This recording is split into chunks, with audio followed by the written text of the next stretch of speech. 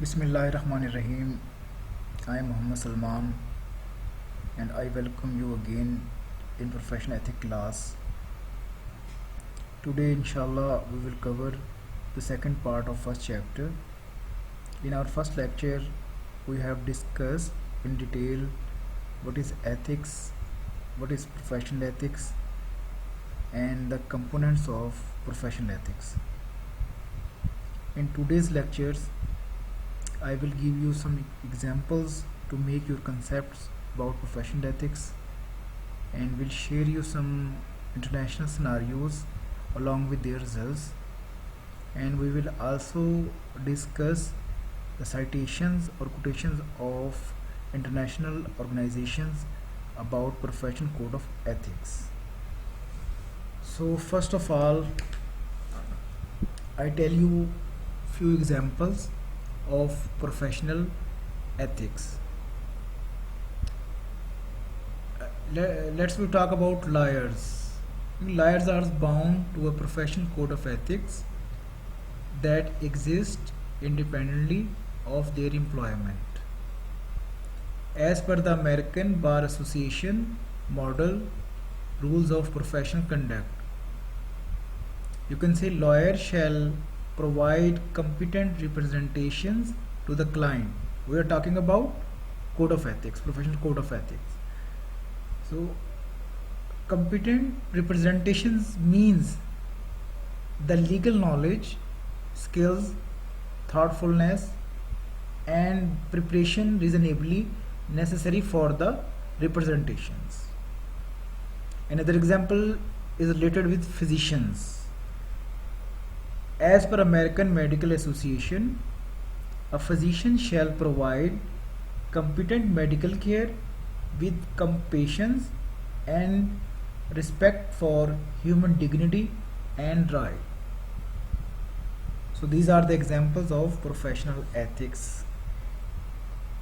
कि अगर लॉयर है तो वो बता रहे हैं कि उसकी ऑर्गेनाइजेशंस के मुताबिक कि वो अमेरिकन बार एसोसिएशन के मुताबिक जो लॉयर है वो अपनी कम्पिटेंट रिप्रेजेंटेशन दे क्लाइंट को, उसके पास अच्छा नॉलेज होना चाहिए, स्किल्स होनी चाहिए, थॉटनेस उसकी होनी चाहिए related to the services is provide to the client and preparation जो है उसकी अच्छी हो, reasonably necessary to for the representation. इसी तरह फिजिशियन के हवाले से उन्होंने अमेरिकन मेडिकल एसोसिएशन ने कोड ऑफ एथिक्स के हवाले से बताया कि जो फिजिशियन है उसको कम्पिटेंट मेडिकल केयर देनी चाहिए with respect for human dignity and rights. ठीक है, अब हम आ जाते हैं इसको सिनारियो 1 की तरफ. इसमें अगर आप देखें कि a pregnant women comes for HIV testing, your test sites has just run out of the second test in the algorithm. You tell her that she will have to come back in 2 days. She become very emotional and explain that she has traveled a long distance after finally deciding to get tested and wouldn't be back in the area for a long time. Feeling sorry for her, you process to perform test 1 and report a resulting positive test to the client. अभी इस scenario में वो ये बता रहे हैं कि एक खातून आती हैं जो प्रेग्नेंट हैं और वो अपना HIV टेस्ट करवाना चाहती हैं, जबकि आप सेकंड टेस्ट के लिए मतलब जो भी लैब के अंदर थे वो सेकंड टेस्ट जो है अपना मुकम्मल करने के लिए जा रहे हैं और उसमें बिज़ी हैं. आपने उनसे कहा कि जी वो, बल्कि वो उन्होंने आपसे कहा कि आप 2 दिन के बाद वापस आ जाएं, अगर आज आप वो बिज़ी हैं. तो जो खातून थी वो बहुत इमोशनल हो गई और उसने कहा कि मैं बहुत लंबे सफ़र से आई हूँ और मैं दोबारा जाकर दोबारा मेरे लिए वापस आना मुमकिन नहीं होगा. आपने you feel sorry for her और आपने जल्दी जल्दी क्या किया, अपना टेस्ट जो 2 कर रहे थे उसको छोड़कर इसका टेस्ट 1 किया और जो है वो उसको रिपोर्ट दी और उसको आपने पॉजिटिव डिक्लेयर कर दिया. ठीक है, सिनारियो 1 में मतलब आपने जल्दी जल्दी जो है उसका टेस्ट को मुकम्मल किया और उसको टेस्ट को उसको रिजल्ट वो दे दिया कि वो she is positive in HIV testing. ये सिनारियो 1 है. अब हम देख लेते हैं सिनारियो 2 में. अच्छा, सिनारियो 2 में कहता है at the HIV rapid testing site you discover that you just run out of the buffer for test 1 of algorithm. Rather than denying the testing to clients, you decide to go ahead go ahead and perform test 1 using the buffer from kits of test 2। जैसा कि मैंने class में भी आपको बताया था, ये ऐसे टेस्ट होते हैं जो बहुत सेंसिटिव होते हैं। इसमें किसी भी एक टेस्ट की किट या बफर दूसरे में लगाएंगे तो आप किसी बहुत हार्मफुल रिजल्ट्स आ सकते हैं किसी की सेहत के हवाले से।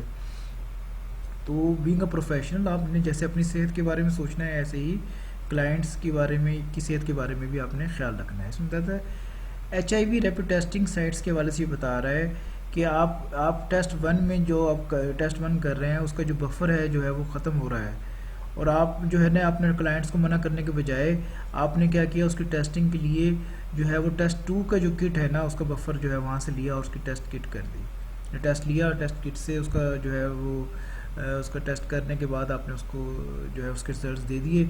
और अब उसका क्या रिजल्ट होगा, अब ये तीसरा सिनेरियो देखने के बाद फिर मैं आपको उसके रिजल्ट्स बताऊंगा तीनों के।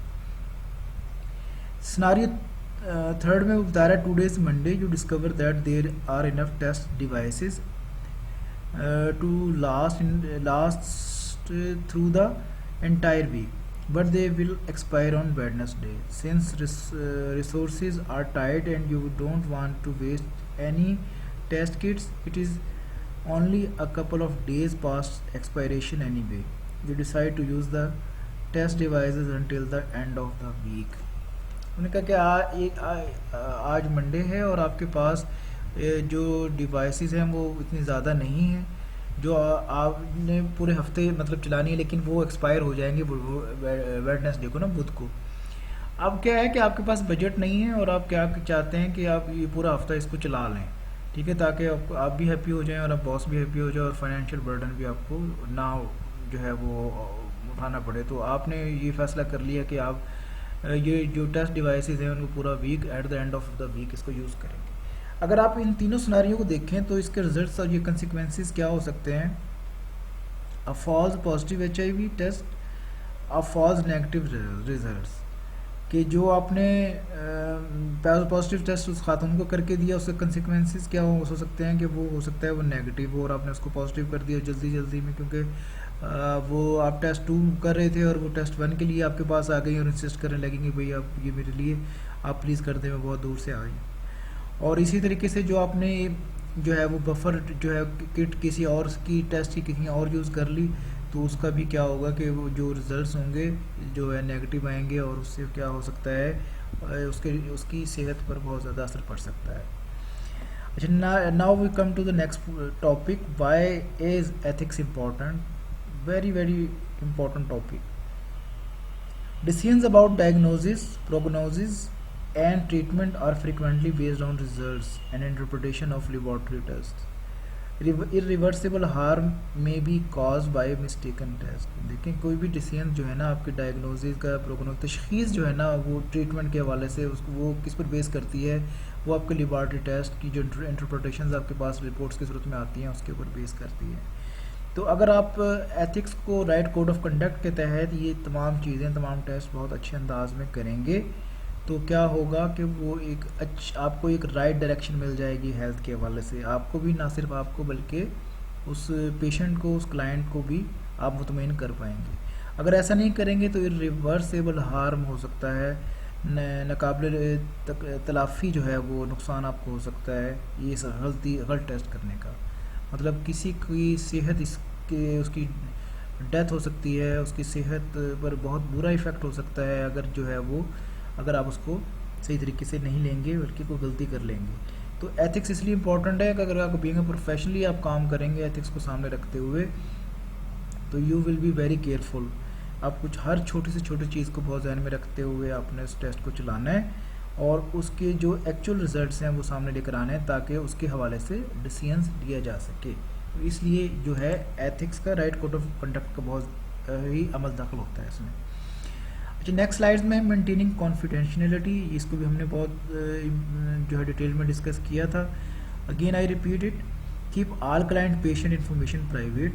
डेफिनेटली जो आपके पास क्लाइंट या पेशेंट आ रहा है और उसकी इन्फॉर्मेशन बहुत इंपॉर्टेंट है और आपको चाहिए कि वो तमाम जितनी भी इंफॉर्मेशन वो आपसे शेयर कर रहा है आप उसकी कॉन्फिडेंशियलिटी को जो है वो इंश्योर करें और ताकि उसका एक ट्रस्ट आप पर बिल्ड रहे। अगर उसको ऐसा लगा कि आपने उसकी इन्फॉर्मेशन जो है वो कहीं से शेयर की तो डी ट्रस्ट होगा, दोबारा फिर वो आपके पास नहीं आएगा, और वैसे भी professional ethics code of conduct के खिलाफ है। फिर secure all records, log books, जो भी आपके लॉग बुक्स या रिकॉर्ड्स आप बना रहे हैं उनको इंतहाई सिक्योर हो, हर बंदे को उससे एक्सेस ना हो, कोई बंदा उसको मिसयूज़ ना कर सके।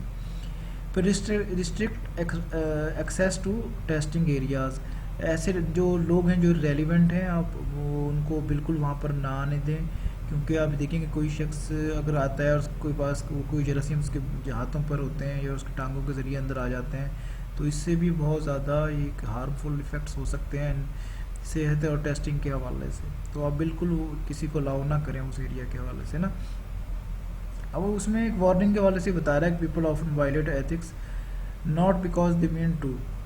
बाज़ दफ़ा हम इसकी वायलेशन करते हैं, हमारा मतलब नहीं होता कि हम उसको वायलेशन करें, लेकिन वो कि हम क्योंकि थोड़े से केयरलेस होते हैं इसलिए ऐसा हो जाता है। लेकिन सच ये है कि हम अक्सर जो है ना वो गुड इंटेंशंस के साथ जो है वो हम काम करते हैं, ठीक है। अब who is responsible for ethics, I have told you in detail, everyone, not a single person जो है वो इससे बरी ज़िम्मा नहीं है।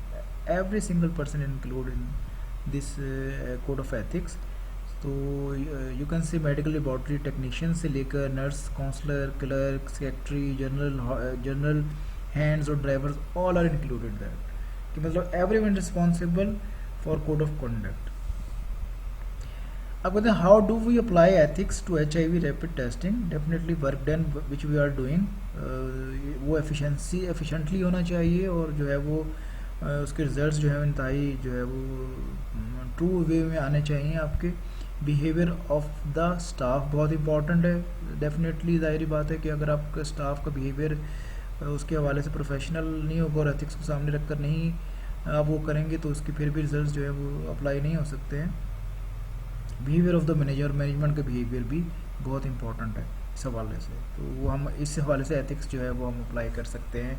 अगर हमारा जो हम वर्क सही डन जो कर रहे हैं वो प्रोफेशनली कर रहे हैं एथिक्स के साथ, हमारा स्टाफ का बिहेवियर जो है अकॉर्डिंगली हो और बिहेवियर मैनेजमेंट भी अकॉर्डिंगली हो, फिर हम इसको अच्छे तरीके से हम इसको मुकम्मल कर सकते हैं।